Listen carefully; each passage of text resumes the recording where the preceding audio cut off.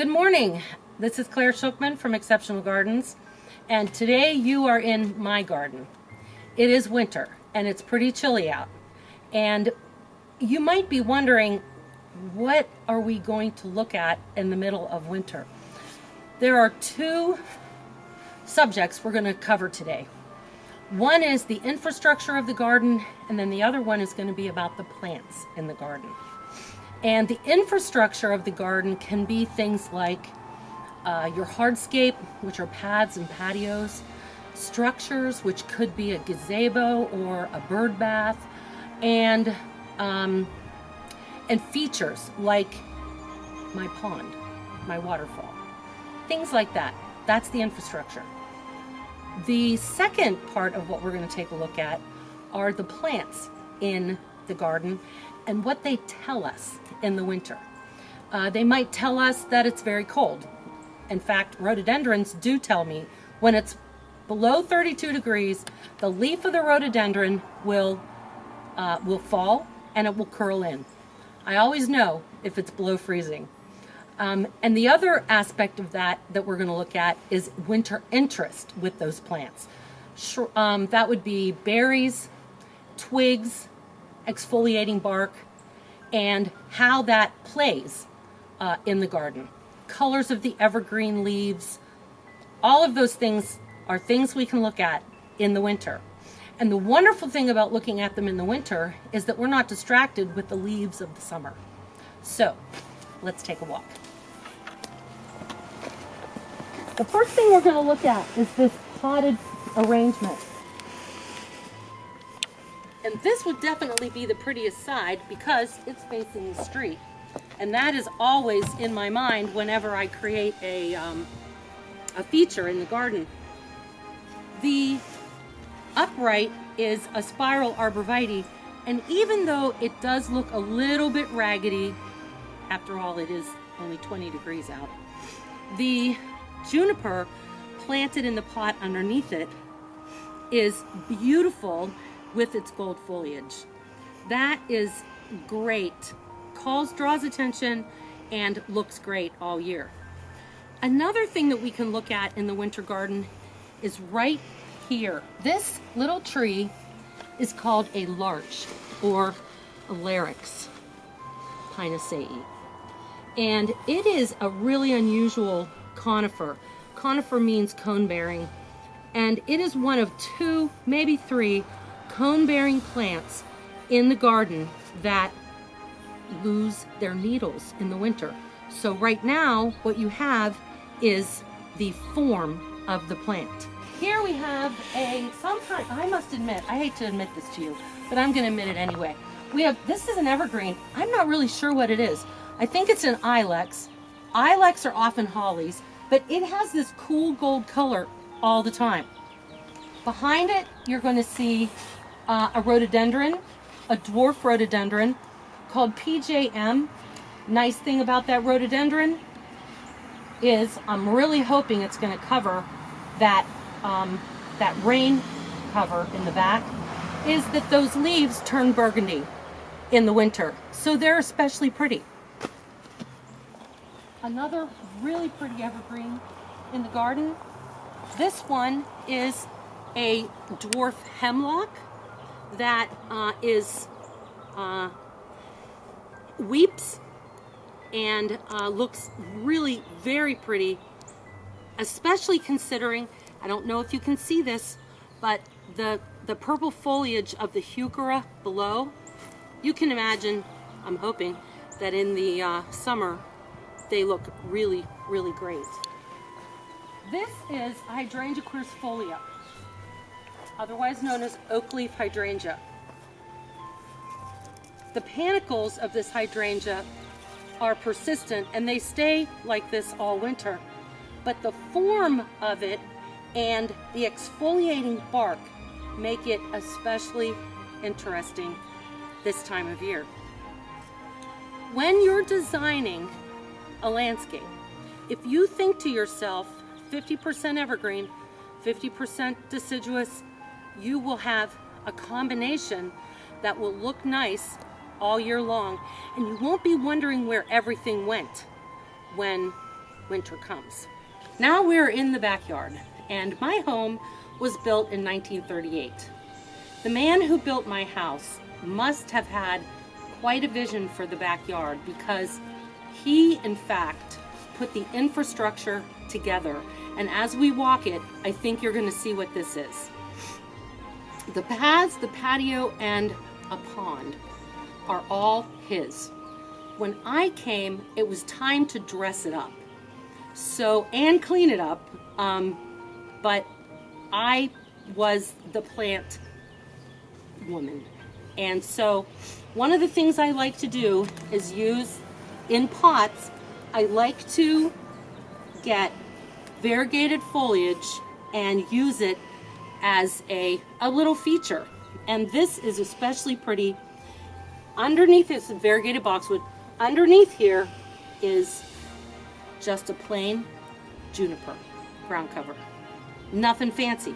But the whole idea is the fancy's right here. So we don't want the fancy to be at the bottom as well. There's a good balance, and it draws the eye to the variegation. And one of the things I love about this garden is my bird feeder. It was made for us, and it is strategically located right here, because as you walk down the path, not only can you get to it to be able to put the bird feed on, but it draws the eye and it draws the visitor into the garden. Right before it, we have an evergreen azalea, which kind of softens the structure of it at the bottom. And of course, the evergreen azalea stays looking great during the winter. And I love this. This is a euonymus, and you can buy this at Lowe's, Home Depot. They're out there. This one has the big leaf, and it is, again, looks great, draws the eye, and also it does another thing. It calls attention to this twig art railing, which we really love. And we make these in the summer, and this one, frankly, is fairly new. We've learned by our mistakes how to make these last a pretty long time, and I really am happy with this one. It could not be sturdier. I mean, you cannot move this. The very first path that Leon Sr., that's who built the house, put in was this path that led down to the stone patio down here. And he used bricks that were from row houses that were being knocked down in the north side of the city. Had them brought here by the truckload. Bricklayers used them on the house. He and his son, Leon Jr., used them for these paths. Now, since then, we have rebuilt a lot of them, widened them. We've worked on them. But the point is that the infrastructure of this garden are these paths, the railing, and we took extra care to do something really interesting and really pretty. Here we have an operational twig art gate, very different than the other one, with 2 juniper posts that my crew at the time told me were too heavy to get in the truck. Don't be silly, I said. This is the patio, the very first patio that he built, and it was next to a stream that ran through the valley. There's a stone barbecue back here, and so the path led to the destination, which was the patio, the barbecue. Legend, actually the story is that Leon and his family came back here on Sundays, barbecued their lunch, the kids played, and they made a day of it, as if they were going on vacation. And in fact, that's exactly how you feel when you're back here. When the other houses were put in, these folks also put in barbecues and patios all along here. And so the entire neighborhood came and ate and played together on Sunday afternoons. I don't know if Leon meant to create community, but he certainly did. And that is what good landscape design can do. You can see that there are still the remnants of some ferns here. that are very persistent, and I leave them until the spring when they start to put out new growth, and then I trim them. And back here we have a fire in the fire pit, which makes this very welcoming. When I had teenagers, this was the destination on Fridays and Saturdays and Sundays, sometimes Mondays. They were back here a lot, and I was happy to have them. Again, it was great to have a place for them to be and come. Here's the bones or the structure of a weeping Japanese maple. And again, you can see how great it looks above the Pachysandra because it provides contrast. One of my favorite places to put a feature right here. The pond, which doesn't look great right now. The pond and the waterfall are right here, and of course we sit here often in the summer. This is the infrastructure of the garden. Think of it like a skeleton of your body. It holds it together visually, and it holds it together physically. And without it, this would be just like that hillside over there. Just like it. There wouldn't be any difference between this garden and that hillside. Somebody said, I want to do something special. And this is what they did. And I am happy, so pleased to be continuing that, the specialness of this garden. One more interesting thing, this big stand of rhododendrons right here, it's sort of like if you think about the public part of the garden being up here and the private part of the garden being back here. And people come, and many times they don't even know this is back here. They get as far as the driveway, they see the deck, they think that's it. And so these rhododendrons are beautiful. They came directly from the Laurel Highlands back when you wasn't illegal to dig them up. And they bloom every year, and I take very good care of them. Sometimes we talk about contrast in color, and this particular birch tree is just that. It is a great contrast in color for the lattice work of the deck behind it. It's a nice spire, so it's tall and fairly narrow habit, and it's going to remain that way. One of the things we talk about in sustainable landscape design is right plant, right place, or mature in place. And I have examples all over the garden of that, but this tree exemplifies it because I wanted a type of shade that was see-through. I didn't want to feel like I was going to be completely blocked from being able to view my garden.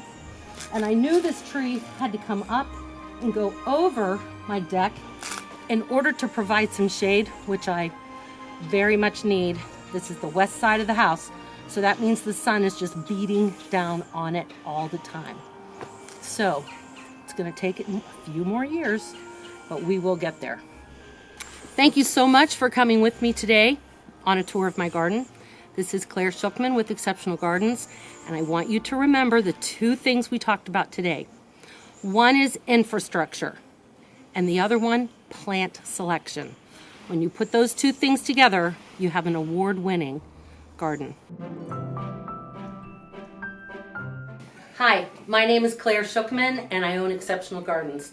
Exceptional Gardens is a full-service landscaping company located right here in Mount Lebanon, and we've been here for about 15 years. Well, I came to the world of gardening via my heritage. My Nana had a beautiful but tiny little oasis in her backyard in Dormont. And that backyard was my Shangri-La. I loved it there. She had birds nesting, and she had a bird bath, and she fed the birds, and the colors of the shrubs and the perennials were just beautiful. And then my mother subsequently gardened for vegetables, and I must admit, I never understood why you would want to grow a broccoli if you could buy a broccoli. I understand it a lot better now, but at the time, it was not of interest to me. People might be surprised to learn that I'm a woman in a man's world. And in fact, that was a challenge for me initially. In truth, I didn't find it with my clients so much as I found it with the men that I was working with sometimes. And my clients actually responded to me very well, especially after I became a master gardener. Once that happened, the landscape world also began to take me more seriously. And when I went to the nursery and I asked detailed questions about a plant, and I was getting answers to those questions, I became known as an expert. And that's exactly what I wanted. Our two-part consultation process starts, obviously, with a visit from me. And I will walk the property with you and look around and listen to what you want and what you like and how you just feel about your gardening. And I'll ask you questions, and one of them might be, how much time do you spend in the garden? How much time do you spend working out here? It gives me a lot of information. Then I will come back to my office and I download some pictures that I've taken, and I will in some way prepare a presentation for you that will give you a very good idea of what your landscape could look like.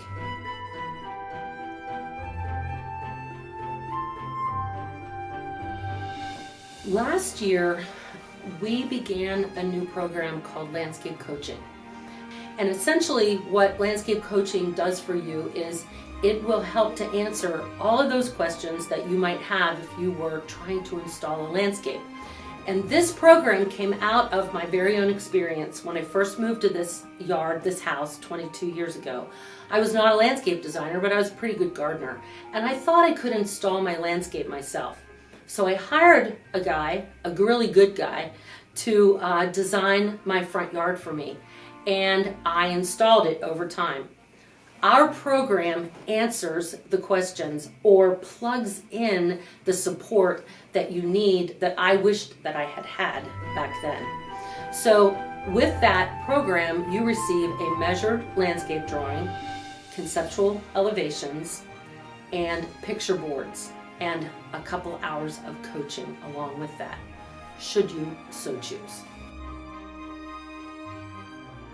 I love Mount Lebanon. I don't want to live anywhere else. I was raised here, and except for about 8 years when Jim and I were, well, Jim was in the Navy and I was married to him, we have lived here the whole time. We loved growing up here, and we came back and have raised our children here. I love the little business districts that we have scattered throughout. I love that we can walk to those business districts. I love that our children can get their first jobs in those business districts. I love that our little children can play outside safely in Mount Lebanon. I love that we're a walking community, and I love the unique shops and the shopping opportunities that we have here, restaurants that we have here that are of such high quality and such a great opportunity to take people out to them and also to be able to buy things that are unusual. Thanks for watching. Please get in touch soon, and we love Lebo.